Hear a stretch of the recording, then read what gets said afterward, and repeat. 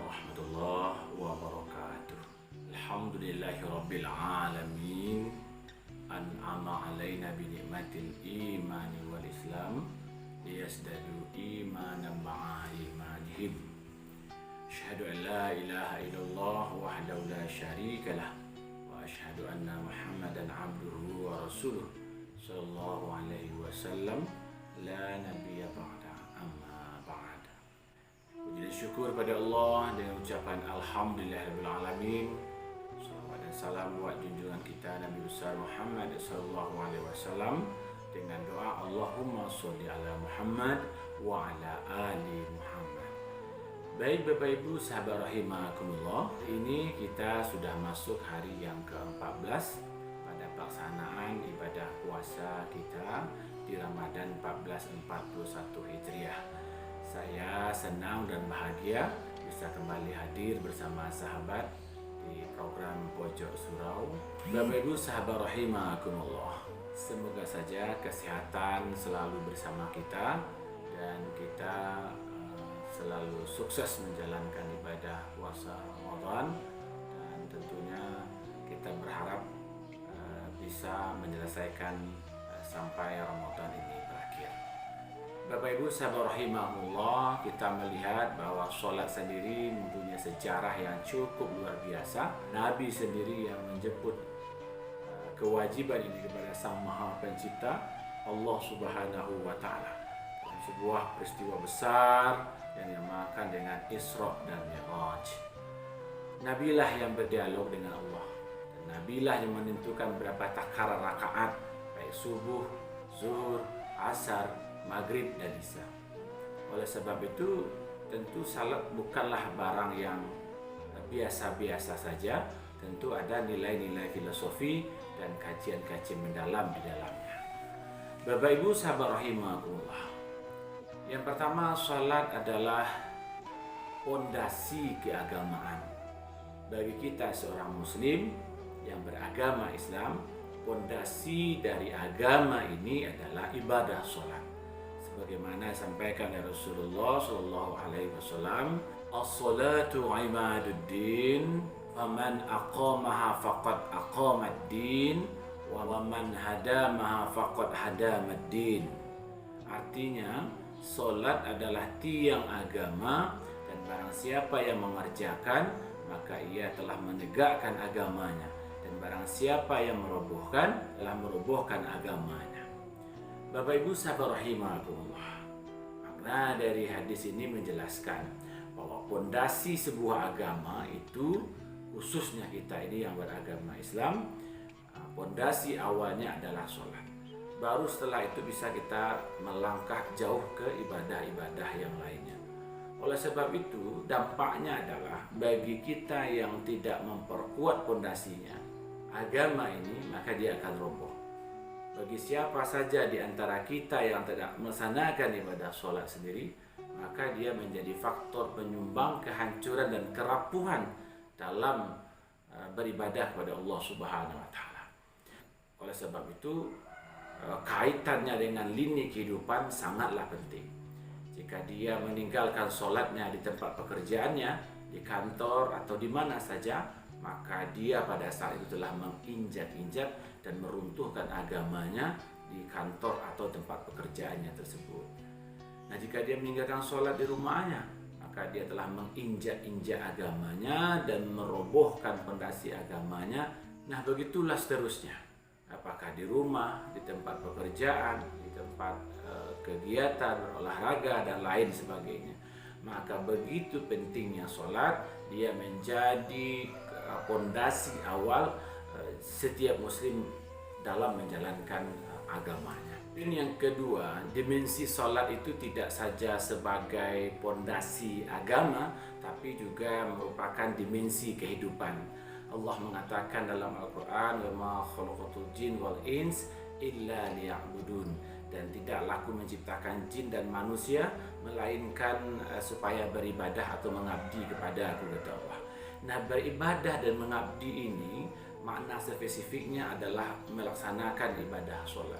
Oleh sebab itu dimensi kehidupannya, konsekuensinya adalah kematian bagi setiap yang hidup. Nah, oleh sebab itu jika ingin hidup lebih lama lagi atau ada lagi kehidupan yang harus dijalani setelah kehidupan di dunia ini, maka semuanya itu produknya diantarkan oleh sholat ini. Kenapa? Ada rutinitas harian yang dilakukan yang ditujukan adalah untuk beribadah kepada Allah Subhanahu wa taala dengan harapan semua ibadahnya diterima, kemudian kehidupannya dunia berakhir, maka setelah itu dia bisa menjalani kehidupan selanjutnya dengan baik. Karena kita tidak tahu sampai kapan kehidupan kita hari ini sangatlah terbatas. Karena apa? Dibatasi oleh kesehatan, dibatasi oleh ekonomi, dibatasi oleh pendidikan, dan dibatasi oleh umur. Nah, ketika setelah selesai petualangan kita di dunia ini, maka kita akan dimatikan oleh Allah. Setelah itu kita pindah dari kehidupan dunia kepada kehidupan yang lainnya. Oleh sebab itu Bapak Ibu sahabat rahimakumullah, sholat juga masuk ke dalam dimensi kehidupan. Karena memang satu-satunya ibadah, karena memang wujud daripada beribadah kepada Allah itu jalur utamanya adalah melaksanakan ibadah sholat. Bapak Ibu sahabat rahimakumullah.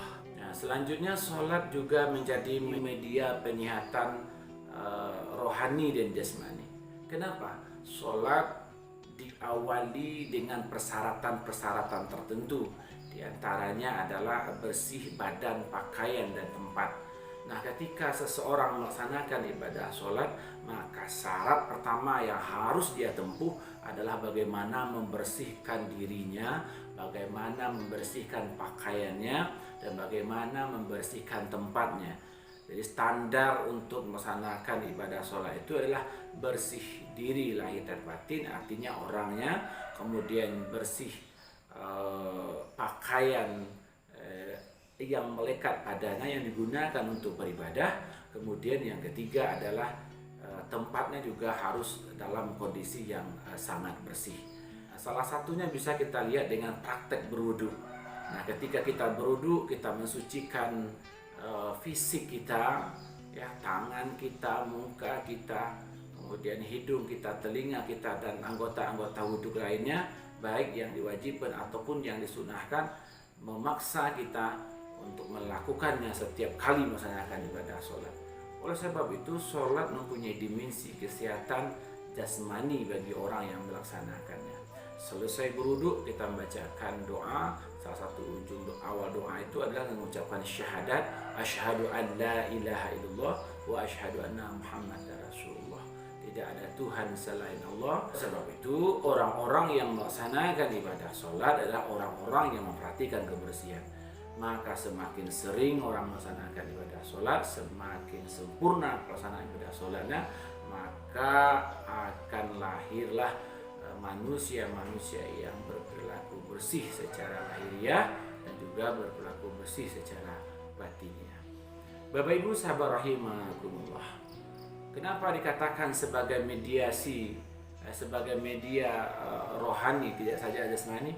Karena sholat adalah meditasi dan doa yang teratur. Kenapa? Waktunya sudah ditentukan, seharinya berapa, kemudian jumlah rakaatnya juga berapa. Oleh sebab itu sholat merupakan meditasi atau doa yang sangat teratur kita lakukan saban hari di dalam kehidupan kita. Kemudian dari gerakan-gerakannya, sholat juga menjadi relaksasi melalui juga menjadi gerakan-gerakannya. Sholat juga menjadi bagian relaksasi dalam tubuh seseorang yang menjalankannya. Semakin pas waktu sholatnya, semakin pas gerakan dan tumaninahnya, maka gerakan sholat itu akan memberikan manfaat kesehatan bagi orang yang melaksanakannya. Setelah sholat yang pertama, setelah kita melihat implikasi sholat dalam jasmani dan mediasinya secara rohani, maka selanjutnya kita akan coba memotret sholat dalam tatanan ajaran moral. Bapak Ibu sahabat rahimakumullah. Yang pertama, implikasi sholat terhadap pembinaan perilaku. Nah, Sholat terhadap pembinaan perilaku. Yang pertama, sholat mendorong orang untuk bersyukur. Karena kata Allah, Inna a'tainakal kautsar fasholli. Allah telah memberikan nikmat yang banyak kepadamu, maka sebagai wujud syukur kamu adalah dengan melaksanakan ibadah sholat. Oleh sebab itu, sholat mendorong orang yang mengerjakannya adalah berperilaku syukur atau berperilaku berterima kasih terhadap apa saja yang diberikan oleh Allah padanya, baik melalui rezekinya atau melalui kehidupan orang lain yang ada di sekitarnya. Bapak Ibu sahabat rahimakumullah, Imam Al-Qurtubi dalam kitabnya Al-Jami' li Ahkamil Quran menjelaskan bahwa zikir merupakan kesadaran batin dan keinsafan.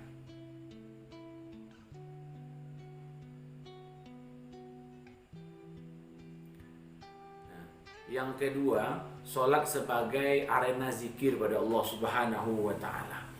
Karena doa-doa yang dibacakan dalam ibadah sholat atau bacaan-bacaan yang ada dalam ibadah sholat itu ada rangkaian-rangkaian doa yang penuh arti dan penuh makna kepada Sang Maha Pencipta Allah Subhanahu wa Ta'ala. Maka Allah mengatakan, aqimus shalah li zikri, dirikanlah salat adalah untuk mengingat kepada aku, kata Allah Subhanahu wa Ta'ala.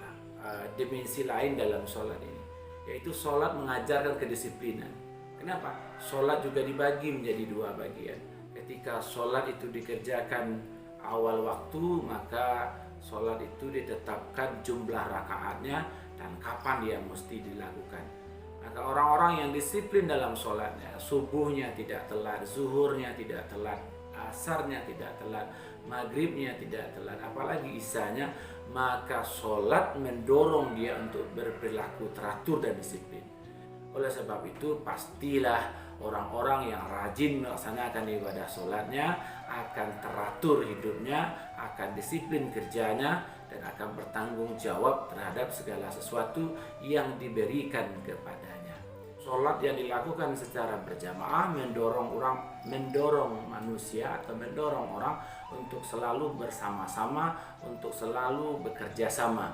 Maka yang akan muncul adalah persatuan dan kesatuan umat. Sehingga persoalan-persoalan keumatan akan sangat cepat diselesaikan oleh orang-orang yang benar-benar melaksanakan ibadah sholat dalam kehidupannya. Terakhir, dimensi sholat itu adalah menciptakan perdamaian. Sholat bisa mendidik kedamaian karena dalam sholat tidak dibedakan seseorang karena keturunan, karena nasab, ataupun karena hartanya. Barang siapa yang dulu datang dalam sholat berjamaah, dia sudah berada di saf yang paling depan. Oleh sebab itu tidak ada perbedaan-perbedaan yang mencolok, yang diapungkan, melainkan adalah semuanya merasa sama di hadapan Allah ketika melaksanakan ibadah sholat.